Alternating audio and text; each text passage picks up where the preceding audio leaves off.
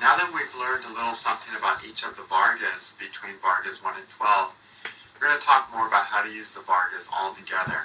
Because again, just like a planet doesn't work in isolation, a Varga doesn't work in isolation either. When we look at a planet, we need to look at everything influencing that planet, everything that planet influences, and where that planet is in all the Vargas, which means the exact point in space that that planet's in. We really should use all Vargas from 1 to 60, but we're going to focus in this course, on this class, on Vargas 1 through 12. And there's a few important points in those Vargas. And also one of the nice things about those Vargas is that they're less time sensitive than the higher numbered Vargas. As we get into Vargas 16 through 60, the amount of birth time that can change one of those Vargas becomes much less. In Vargas 1 through 12, they're a little more time resistant. If your time's off a minute or two, they're probably still right in most cases. Okay? So as we've learned or got the idea, pretty much all Vargas influence all areas of life. And that's simple to understand why. It's because all Vargas have all 12 bhavas in it, right? So all Vargas really ultimately influence all things. But we always want to keep in mind that there's always one Varga that's critical for each area of life. So finding happiness in marriage life, feeling good about your marriage, the most important Varga for that is Navamsha.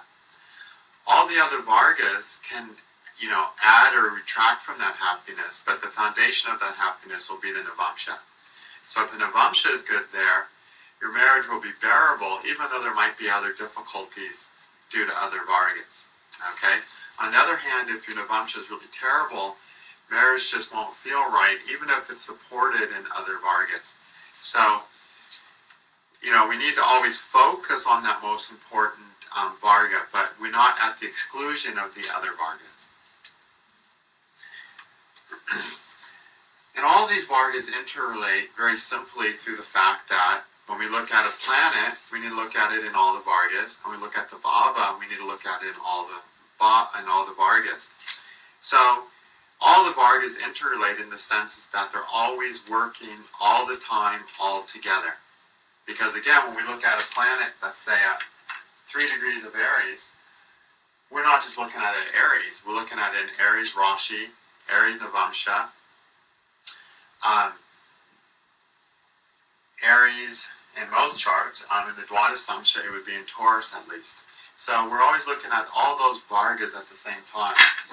So they're interrelated through the fact that Vargas are simply not separate entities. They're just part of where the planet is, really. Now, there's some Vargas that have a really tight interrelationship, where they're really tightly interwoven. And that's due to the mathematical indications of those Vargas. There's 3 more important pairs of Vargas. One is the Hora and the Chaturtamsha. So the Hora is the foundation of the Chaturtamsha.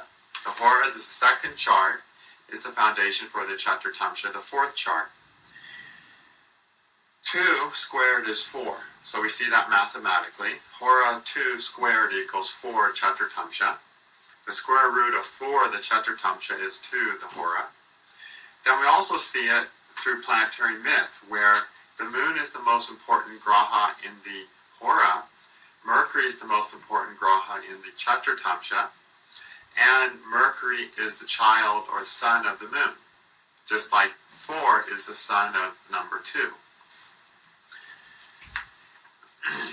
So, anytime we're looking at the Hora for Hora things, we really want to look at the Chaturtamsha just as much. When we're studying the second house, we want to study the second house in the Hora and the Chaturtamsha. If we're looking at the 4th house, study the 4th house in the Chaturtamsha and the Hora chart.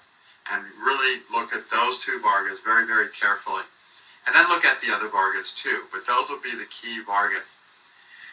And really, the Hora, as we know, is our responsibilities. And really, what are our responsibilities? Well, everyone has one responsibility, and that's to take care of themselves, right? To provide for oneself, to maintain, a life that allows us to do other things, okay? And the self is the moon. And this is why in the Hora, the moon's the important planet. So our first responsibility is ourself, and ultimately the things that are an extension of ourself are the things that we're responsible for. Okay? So the things where we identify and add a my to it. In fact, you could say my equals moon. Okay? My job, I'm responsible for that. My family, I'm responsible for that. My house, I'm responsible for that. My friends, anything we attach a my to, my money, whatever, anything we're attached a my to, we have a responsibility to take care of that thing. As long as we have a sense of ownership of it, it becomes an extension of ourself, the mind, and then we have to take care of it. And doing that properly is what creates great fortune, which is the fourth Varga, the Chaturtamsha, which is abundance and fortune. And that makes sense. If you're able to take care of the things that are yours, you naturally will acquire more. It just happens, right? If you take care of your money, you'll get more money. If you take care of your friends, you'll get more friends. These things just naturally multiply until you have an abundance or fortune of things. So responsibility of the Hora, taking proper care and responsibility of things through the Hora, is what creates fortune. So if a person has a terrible Chaturtamsha chart, and they're not feeling like they get their fair share in their life, what's the guaranteed way for them to get more abundance and fortune in their life? To be responsible, right? To take care of their responsibilities, to go back to the Hora. Because that's the very foundation of the Chaturtamsha. You know, you never get to the Chaturtamsha point without the Hora point. So if you're not getting to the Chaturtamsha point, develop the Hora point until that fructifies. Okay? And again, the Hora is, the second bhava is important too. Chaturtamsha is an offspring, a child of the Hora, the same way that Mercury is a child of the moon. So, people not happy with their fortune, go to their their Hora chart and work with them on issues there. And the strong planets there that are weak in the Hora, there's strong planets that are good planets in the Hora that are in bad dignity in the Chaturtamsha, let's say. Those will be planets that the person will be responsible with, but which haven't manifested fortune yet. So with those, they just have to keep being responsible and maintaining responsibility until it finally can bloom over. And of course, if they've got planets bad in the Hora chart, and either good or bad in the Chaturtamsha, to get more fortune, which is Chaturtamsha, they need to work more on responsibility and improve their responsibilities with those planets in bad dignity in the Hora chart. Okay? So those two Vargas work with each other. The other important pairing is the Drakana and the Navamsha. The Drakana is the foundation of the Navamsha, just as 3 squared equals 9. So 3 squared, which is the Drakana number, equals 9, the Navamsha number. So the Drakana is the foundation of the Navamsha. And what is the Navamsha? It's the fulfillment we find along our path. It's our ability to commit to something, and it's our ability to find happiness in a partnership, in a marriage, and find a lifestyle that supports our greater well-being, basically. The foundation of that is the Drakana, is our third house. The Drakana and the third house, right? That's our ideas, our opinions. The use of our will along the lines of those ideas and opinions. It's how we manifest what's in our consciousness in an active way. And that's what gives the fruit of the Navamsha. So if the person's not able to find a path that they find happiness and fulfillment on, the source of that is their inability to adopt concepts and ideas that lead to them believing the path is useful and fulfilling. Okay? If a person's naturally argumentative, let's say, and they always argue any point regardless of what it is, which would be a bad Drakana and a bad third house. So one day they'll argue, the Democratic point because they're with Republicans, and then the next day, because they're with Democrats, they'll argue the Republican point. So, people like that just naturally always pick the antagonistic point of view no matter what the discussion is.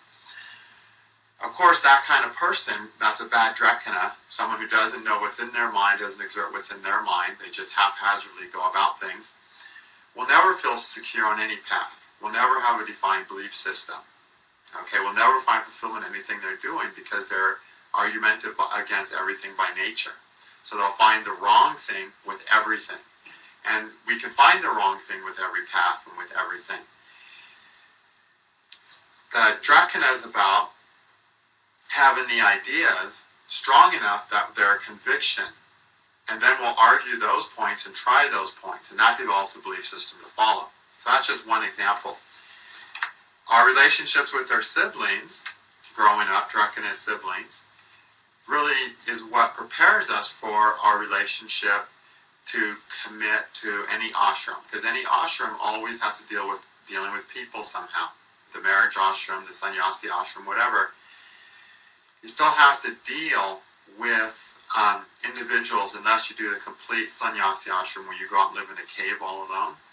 But even then, you still have to deal with your ideas and thoughts and concepts about things.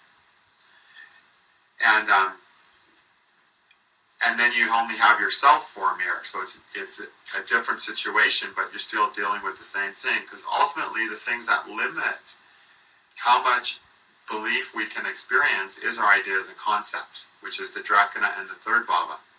So we have an idea, if we have an idea that something is good or bad, that restricts the happiness we can have and the fulfillment we can have. So if we have an idea that promoting a business is a bad thing, then a person cannot promote their own business and they'll be frustrated with anyone who promotes a business.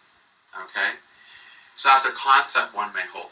Or if somebody has the concept that premarital sex is a bad thing, then when they see premarital sex, they'll get frustrated with it. If they have it, they'll be frustrated at themselves. So these points, I'm not saying these are right or wrong points, just we all hold these concepts. We have the concept that killing people for oil is a bad concept. Going to war for fossil fuels is a negative thing perhaps. Again, that's just a concept. All these ideas we have that we get fired up about are drekana third bhava ideas. Okay? And those are the ideas that get us in competition with people, which is another aspect of the third house. Ours is be argumentative, which is another part of the third house. And ultimately, the third house is a social house. So our concepts are always, and it's a house of difficulties. So our concepts are always at odds with people we meet. They always will be. We'll all have different ideas of what's the right way to do something or the right thing to do. So this difficult third house, which is founded on our concepts and ideas about things, are bound to have difficulties with other people. But the drekana is about how we work around all those things to still be able to do things with people and find meaning and purpose with those people. And we have to find that, whether it's in the marriage ashram or the monastic ashram where we're working with other monks and stuff. Okay? Some of the most bitter animosities I've seen have taken place in ashrams where two people have these very different concepts about things and they can't even work together because they really see this other person as doing something that shouldn't be done in the ashram. And so they have conflict. So a good drekana helps people to have logical concepts and use them in a proper manner. Okay? And a proper manner means, as a karma yogi, we try to apply those concepts in our life, and if they don't work out, if things don't work out that way, if other people are doing them other ways, we realize that, God has a reason for them doing it that way, okay, which comes back to the ninth house and the navamsha and finding meaning and purpose, and not being frustrated all the times by those things. And that quality of a good drekana is really a key thing through having marriage. It ultimately is about one minding one's own business. I mean, we live life according to our own concepts, but don't feel like we have to force our concepts upon other people or debate and argue our ideas and concepts with other people. Personalities who do that never find a place of meaning, whether in their marriage or in an ashram. Okay? These are the people that go to ashrams and come back bitter because everyone's doing the wrong different things and so on. Okay, so anytime you look at anything in the Drekana, also look at it in the Navamsha. Okay, third and ninth bhava things, really look in both those Vargas. And like I was mentioning, our first development along those lines of having different ideas, but learning to live in harmony with those different ideas, which is what the Drekana is all about, we developed that with our siblings, okay, growing up, and therefore the Drekana has to do with our siblings. The Chaturtamsha and Saptamsha are both linked because they both have the fourth and seventh bhavas as important bhavas. You know, of course, the Chaturtamsha, the key bhava, is the fourth. Squaring the number 4 gives us 16, which equals 7, which is the Saptamsha. Then in the Saptamsha, the most important bhava is the 7th. Squaring 7 times 7 is 49. 9 and 4 is 13. 1 and 3 is 4. Comes back to the fourth bhava. So the Chaturtamsha and the Saptamsha are linked to the fourth and seventh. So having a dynasty comes with the fortune. And we talked about that, how the seventh bhava in the Chaturtamsha results in the fourth bhava, greater fortune, greater places to live, bigger house, as you have a greater dynasty, right? A bigger empire as your dynasty grows. So fourth and seventh house things need to be looked at in both these Vargas. The greater your fortune in life, a big part of fortune is a good partnership. In fact, a lot of people say the most fortunate thing you can have is somebody you get along with. So that's seventh house in the Chaturtamsha. So look at both fourth and seventh. Whenever you look at fourth and seventh bhava things, focus in on the fourth and seventh Vargas for both those things. Okay?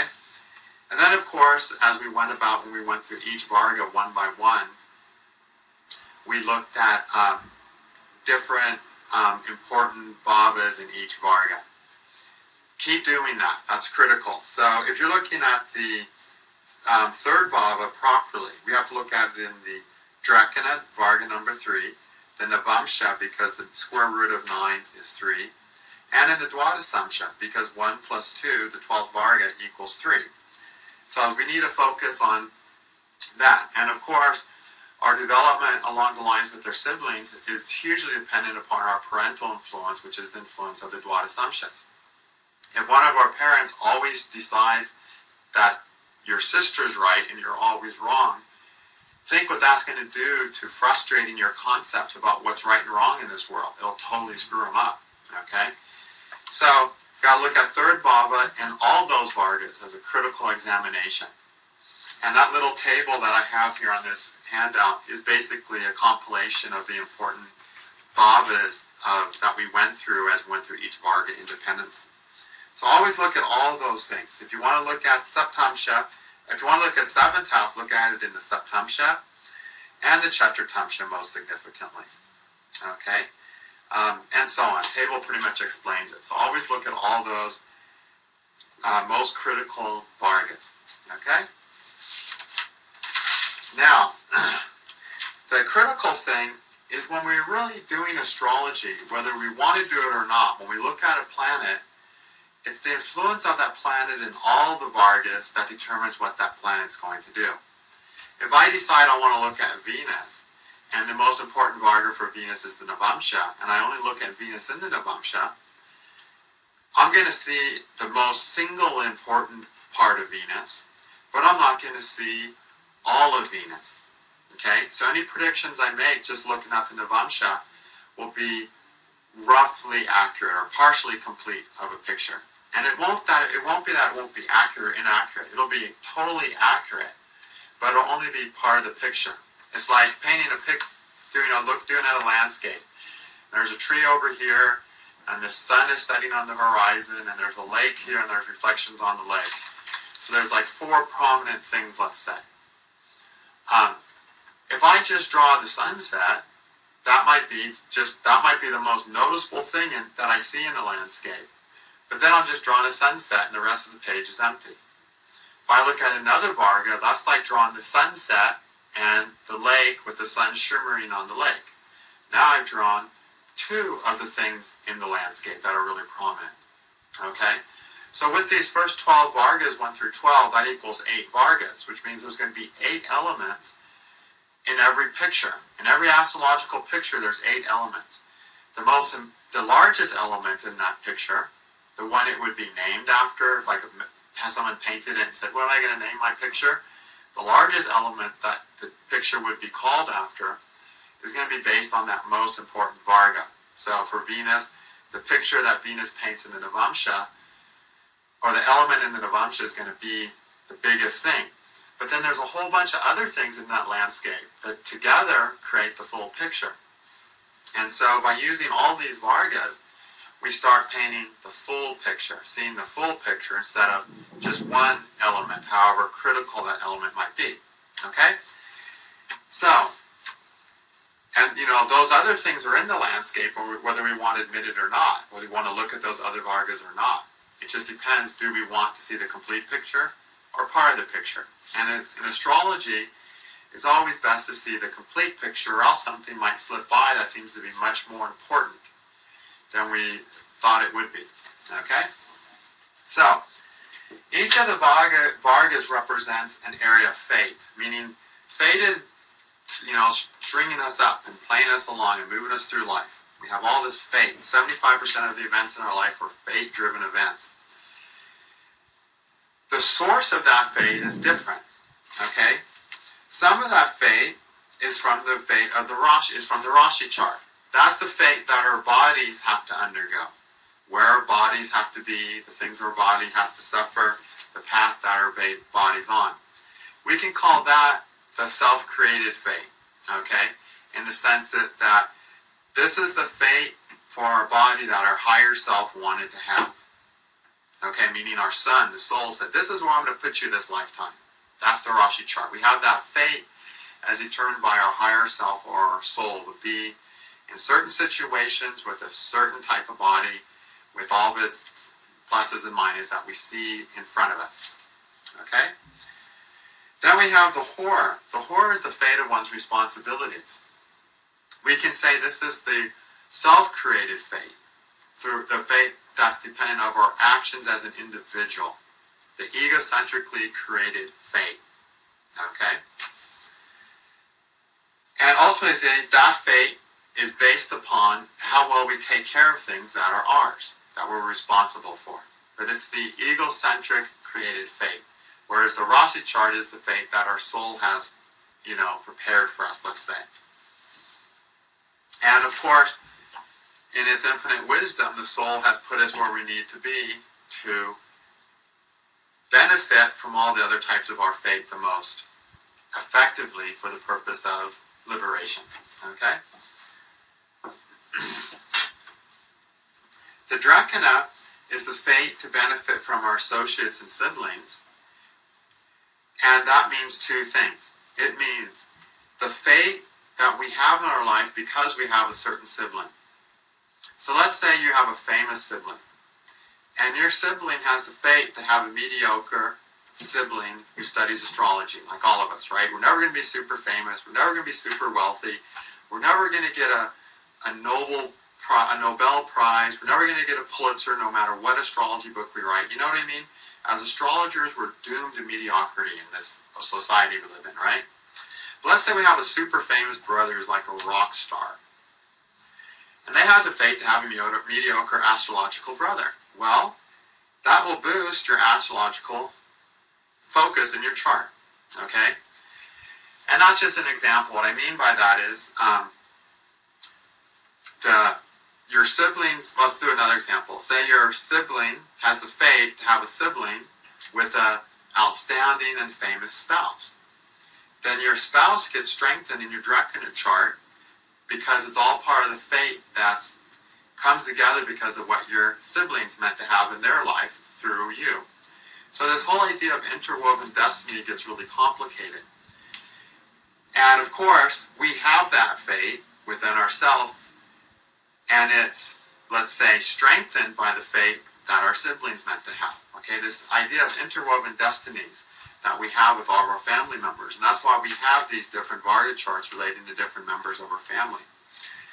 So, We may have certain things in our life or suffer certain things in our life because it's our siblings' fate to have their sibling to have those things. Okay? Just like the ancestral fate that we talked about, which we'll talk about more. So everyone in our life has the fate to have us in our life exactly the way we are. And we can see where some of that's coming through these individual Varga charts. Then the Drakana is also the fate that we create through how we exert ourselves with other people. How we try to get along with other people, which is what the Drakana is all about. I have an idea, you have an idea. Now how are we going to get along with these ideas? Are we going to fight, kick, and scream and go running to mommy?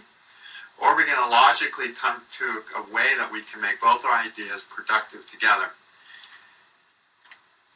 The better we do that, the greater the fate of our Drakana comes to help us in our lives. So let's say the 7th Bhava is really good in the Drakana. Well, that means in the context of working with their spouse, we're able to do that better. Let's say, but the 9th Varga in the 9th Bhava in the Drakana is really trash. Then in the context with our parents, we're very much unable to do that. So we're constantly having a difference of opinions, irresolvable differences of opinions with our parents. But then with our spouse, we just are able to work as great teammates. Because, again, we can be good at bad at different things. And of course, that would help our relationship with our spouse and hurt our relationships with our father. Okay? And you can look at all the bhavas in the Drakana just that way. Chaturtamsha is the fate for getting one's fair share. I always look at the Chaturtamsha as your fair share is based on your merit. The greater your merit, the greater share you get in life. So maybe you have a greater merit to get a great spouse or to get more money or have a big house or to have great parents. Whatever it is that you've merited a greater share or a lesser share of, then average will be shown in your Chaturtamsha chart. Okay? And again, the root of the Chaturtamsha is the Hora. If our egocentric choices of what we choose for my and mine, and what we choose when we say I will do, it creates our fortune of the Chaturtamsha, the merit that our egocentric selves is going to enjoy, or the demerit that we're not going to enjoy. That's the Chaturtamsha. Okay? So it affects all things. The Saptamsha is the fate to share and benefit with another so as to create more than one can do by themselves. So you're fated to work with people, with a person, in an intimate way, in a either more or less productive fashion. That's the Saptamsha. Okay? Also, as a result of the partner you're with, they have a fate to have a partner that is you. And that you is shown in your Saptamsha. And you are that way, and therefore you fit with that partner. Okay? So the Saptamsha, just like all the other Vargas, makes you who you are and makes you have what you have in your life. And as a result, you're going to have a partner when it comes to the Saptamsha, or a sibling when it comes to the Drakana, who has the fate to have a partner or a sibling that is you with all the many things in your life. Okay? So interwoven destinies is how it works.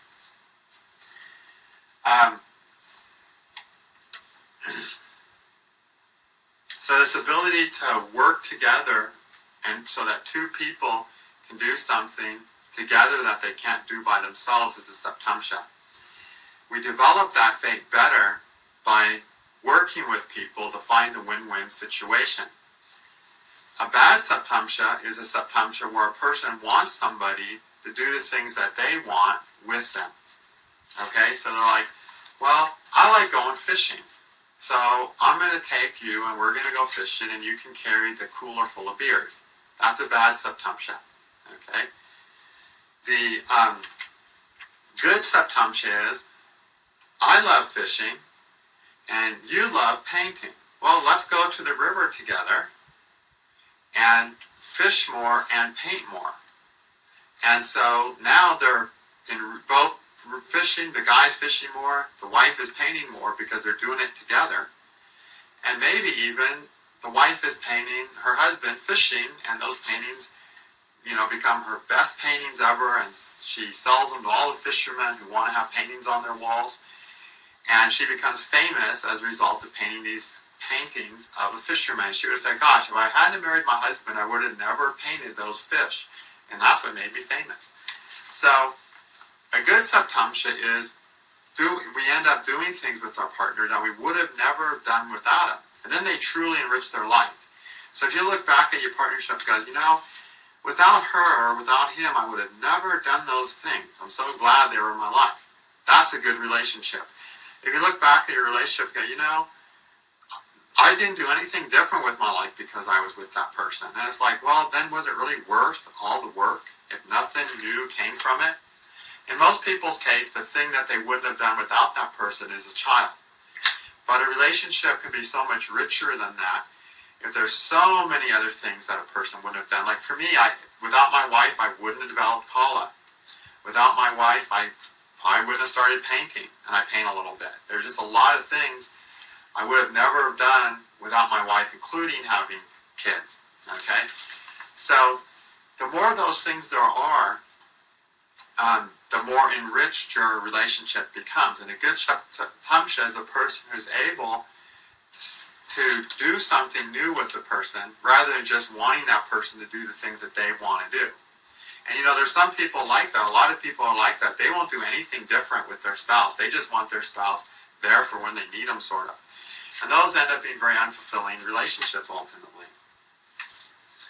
Then Avamsha is the faith to be anchored in life and thus make the most out of life. And this faith's all dependent upon a person's ability to know what's in their heart and choose accordingly so that they make choices that are fulfilling over the long term, which is the responsibility of Venus. Okay? The better we're able to choose that path, the more our entire life can be enriched. So like all Vargas, look at the Navamsha for that. But ultimately the Navamsha is the choices we make for long-term fulfillment. Okay? And when we have that, everything in life becomes enriched. The Dasamsha is the faith for greatness. And again, the important graha in the Dasamsha is Saturn, right? And that sense greatness equating with Saturn, well, that's the burdens of greatness. How great of burdens can we carry? That's what the Dasamsha is saying. The greater the burdens we can carry, the greater burdens we will have. That's just how it works in life. God kind of sets things up that the more we can carry, the more we will carry. So, the great burden of greatness that one can carry, the stronger their Dasamsha, and therefore the greater faith they have. Okay, the bigger things they have in their life, which almost always means more of everything, more responsibility, more work, etc., etc. Okay, so the faith for just how much we can do is the Dasamsha, based on our ability to do, okay, and to be ultimately responsible for doing that. And the Dasamsha also has to do with what we're obligated to do. Because we have that capacity or ability, we have an obligation to do that thing. Okay? Alright. Dwadasamsha is our ancestral or inherited fate. The fate we inherit through our DNA that makes us who we are. The ancestral fate of things happening in our life due to the fates of our ancestors. We talked about that plenty in the last video. So we have these different 8 strings of fate dependent upon the people in our lives, our ancestors, our siblings, our spouse, our children, all these things in our life, and that our fate is intertwined with those things. And we are those things because of the people in our lives who require us to be those things, but we are those things because that's who we grew into being over our countless lives. So we can't just say, oh, your Dracula makes you this way because your sibling needs you to be that way as your fate. That's half the story. The other half of the story is you are that way because of your fate. Therefore, you click on that level with your sibling who's supposed to have that kind of sibling. So they fit together. It's a law of magnetism.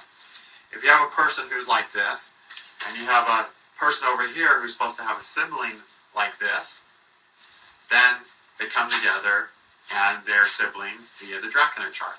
Okay? So we have all these different fates. So we'll enjoy or suffer something depending on which of these fates, depending on which of these Vargas it's happening under. So let's take Venus. Venus is aspecting the 7th house. That means Venus is going to produce 7th house things, which is relationships. In the Vargas, that Venus is in good dignity. That indicates good fate from those Vargas, making that bhava, enriching that bhava. Now in the Vargas, that Venus is in bad dignity. That indicates lack of fate, like good fate, demerit, that is hurting that bhava. So let's say in your Navamsha, you've got Venus aspecting your 7th, and Venus is exalted, and as a result, you make good choices about the choice of your spouse, and you're very happily committed to them and find a lot of meaning with being with that person over the long term. But then say Venus is debilitated in the Dwadasamsha, and it's also aspecting the 7th house, of course. Now the ancestral fate for finding happiness, love, and romance with a member of opposite sex is reduced. And so you don't have as much happiness, and you'll be frustrated sometimes, and you'll feel at odds with your partner, and you'll wonder why you're there more than you would otherwise. But overall, because the Navamsha is nice, it'll be bearable and worth doing, but it won't be perfect. Okay? Something will only be perfect if the planet producing it is in good dignity in all these first Vargas 1 through 12. And then you have something that's just perfect. And that's why you'll see people who come in and complain about their spouse, even though their Venus is in great dignity in the Navamsha. Look at the other Vargas and you'll see where the fate's coming in that's caused them to not be 100% happy with their spouse. Okay? So there's always a mix of fate going on. Okay? You have a lot of planets influencing the 7th house, for example. You have up to 7 planets influencing the 7th house. And they're going to influence those 7 planets in 8 Varga charts, if we're using Vargas 1 through 12. And in each of those Vargas, the planet could be in a different dignity. So that's 56 different components, 56 different things producing that 7th house. Okay? When there's that many things in astrology, that means ultimately it's always going to be somewhat of a mixed bag. There's always going to be some good and bad things that the person has to suffer. But then it comes down to, everything's a mix. Now nothing's perfect. That's just not life. But is it good enough to keep? Okay, is it good enough to keep? Is it bearable? There's 2 ways to tell if it is. Meaning this is good enough to, it'll be an enjoyable, beneficial, productive thing in your life versus something that's just a travail of misery and pain and degradation. The 2 points are, is the critical bhava in the critical Varga? That means the 7th in the Saptamsha. That means the 9th in the Navamsha, and so on. Okay? The second critical point is whether the Karaka Graha is influencing the bhava in many Vargas from a Shubha dignity. Let's take Venus in the context of marriage. Marriage, actually making that commitment and finding fulfillment over the long term with that commitment, is the 9th bhava in the Navamsha. So if that 9th bhava in the Navamsha is really good, and Venus is good in the Navamsha, it'll be a good thing. It'll be bearable, even if it's bad in the other Vargas.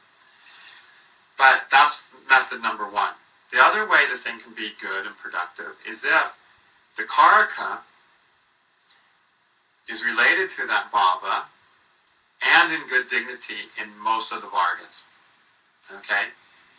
And it can relate to the bhava in one of 2 ways. It can aspect or join the bhava. Okay? Well, there's 3 ways. It can aspect the bhava, it can join the bhava cusp in the Rashi again, or it can rule the bhava cusp under consideration.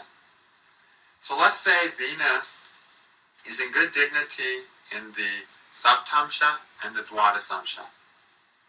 And let's say it aspects the 7th house in the Saptamsha and the Dwadasamsha. That, as Venus as the Karaka of marriage, will help marriage as a result of that, or help with your spousal relationship. Okay, Venus is the Karaka of your spouse and getting along with them. So in that case, Venus will help you get along with your spouse and be productive with your spouse. and enjoy the romance and love with your spouse and make your spousal relationship a win-win situation, which is what Venus wants, always a win-win situation for both people. So Venus aspects or conjoins the 7th, and it's in good dignity in these two Vargas, it'll do that. But let's say Venus doesn't aspect or join it. Let's say Venus is in the 8th house in the Rashi chart, or the 6th house in the Rashi chart. From that point, Venus cannot influence the 7th house by aspect or conjunction. Then it can only produce love and romance, part of the 7th house, if it rules the 7th bhava. So in that case, say Venus rules the 7th in the Saptamsha, and Venus rules the 7th in the Dwadasamsha, and it's exalted in those Vargas or in good dignity, then it can produce the love and romance. And the point I'm making is, there can be up to 7 planets influencing a bhava. So let's say all 7 planets are influencing the 7th cusp. That means Saturn, Sun, Moon, Mars, Mercury, Jupiter, Venus, or all have an element of making a relationship work or suffer. Okay? Or making your 7th house work or be productive or be a source of suffering and frustration, depending on their dignities. Now let's say that Mercury consistently does it in different Vargas from good dignity. Then you're going to be particularly good with business partnerships, because that's the type of partnership Mercury represents. Let's say Venus does it, is connected to that 7th bhava by ruling it, aspecting or conjuncting it, and Venus is in good dignity in lots of Vargas. Then, in your relationships, love and romance and win-win situations will be a prominent ingredient. And when people look at 7th house, that's what they think. I want to be in love. Well, you need good Venus connections for that. Otherwise, you might have a partnership that's based on business and avoiding hardships. If Saturn's good too, let's say. But without the Venus there, it won't be that loving, romantic thing that you really want. Okay, so there's many types of relationships. What part of that relationship will be productive depends on the planets that are helping that bhava. Okay? And what parts will be bad depends on the planet that's hurting that bhava. But to see if it's bearable, if it's worth it, see if the critical graha is influencing that bhava from a good point. And for relationships, that would be Venus as a critical bhava influencing the 7th house, so people get that love, warmth, and affection and loving partnership that they want in their romantic, significant other relationship. Okay? Alright, so I hope you kind of see how that picture comes together. Okay? We need to look at all the planets influencing the bhava in all the Vargas. Okay?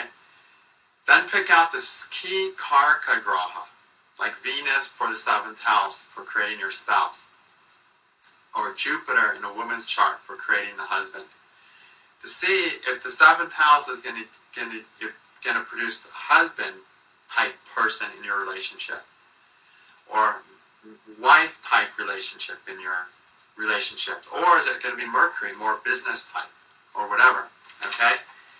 So,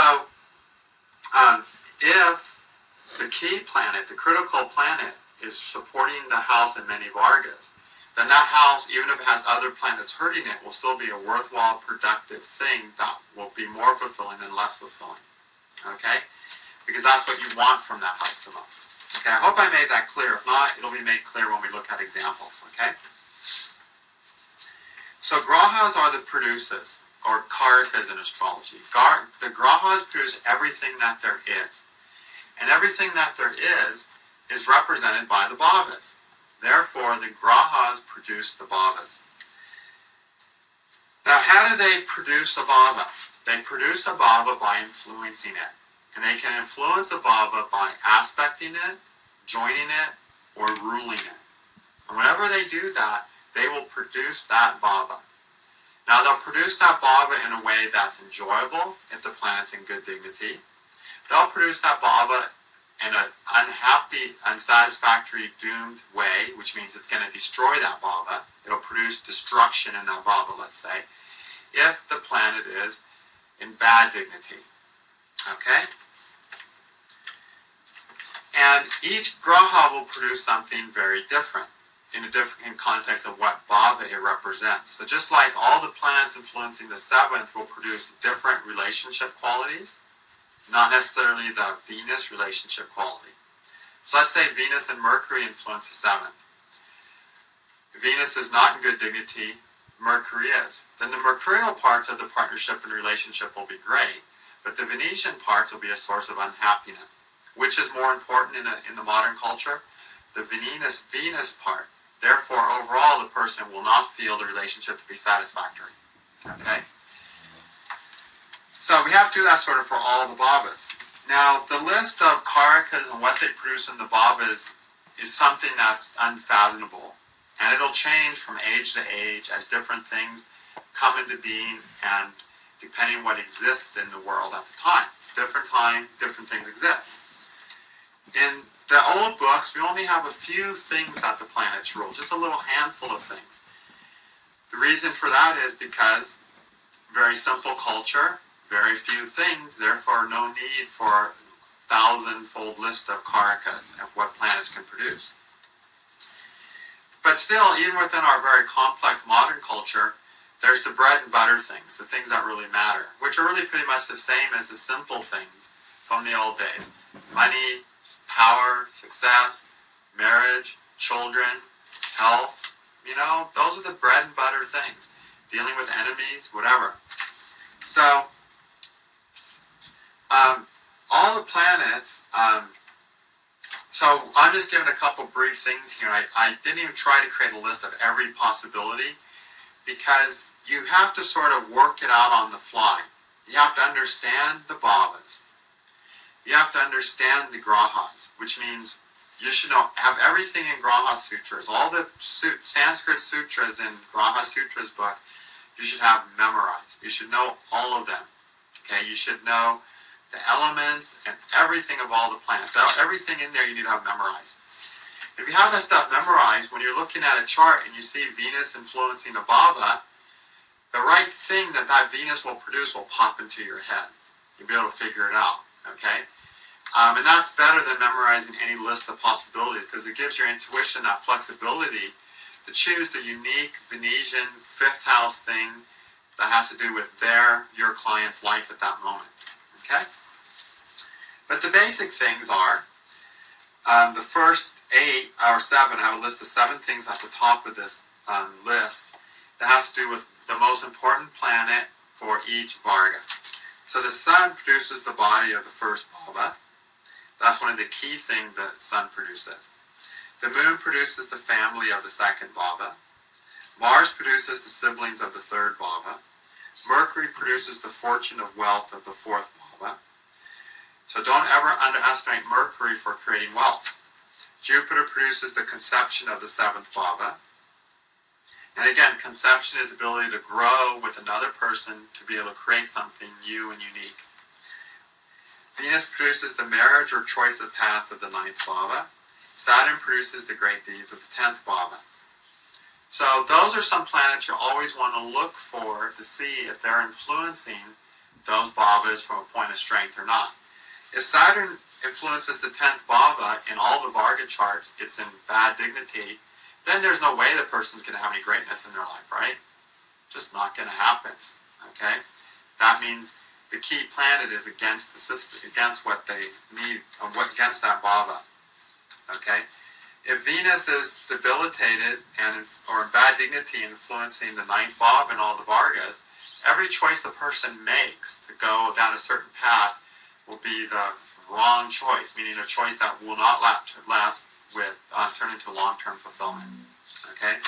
On the other hand, if Venus is in good dignity in all the Vargas, especially the Navamsha, then the person's choices will lead to long-term fulfillment.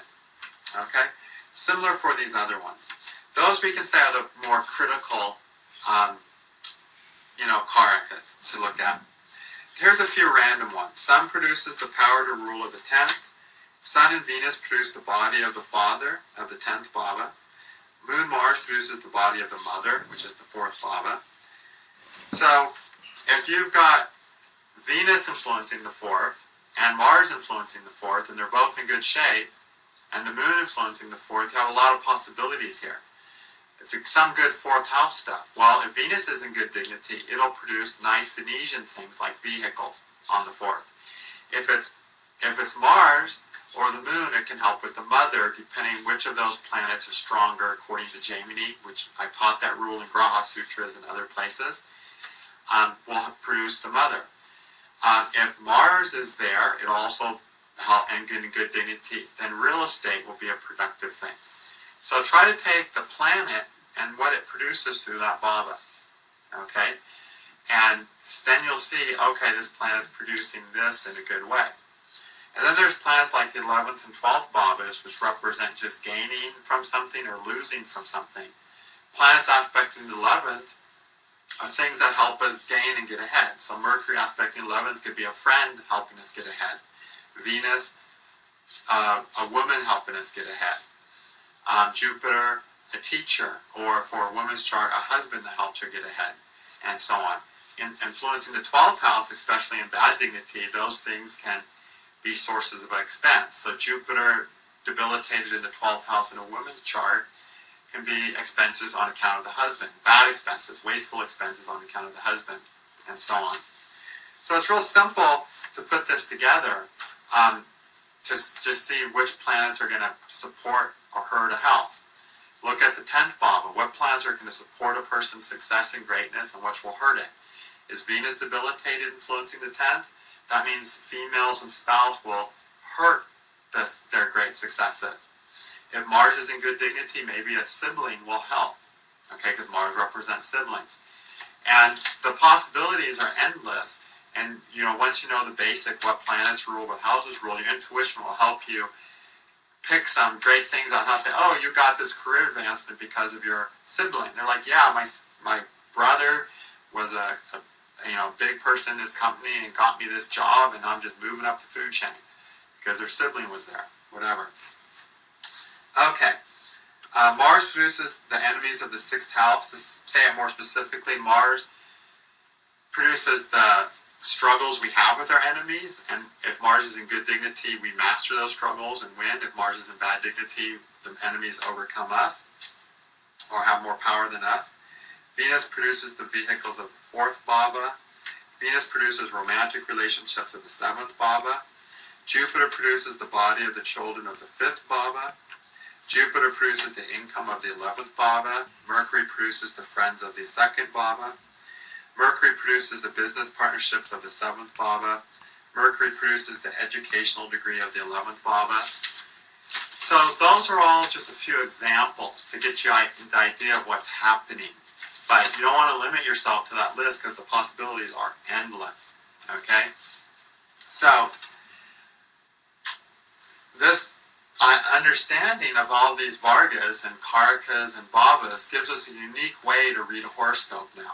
And it's not a unique way, it's a very effective and thorough way to study the Bhavas.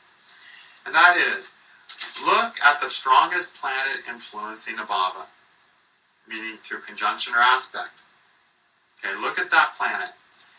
Find its dignities in the Vargas. And then you'll see if that planet is creating more or less favorable fate or difficult fate.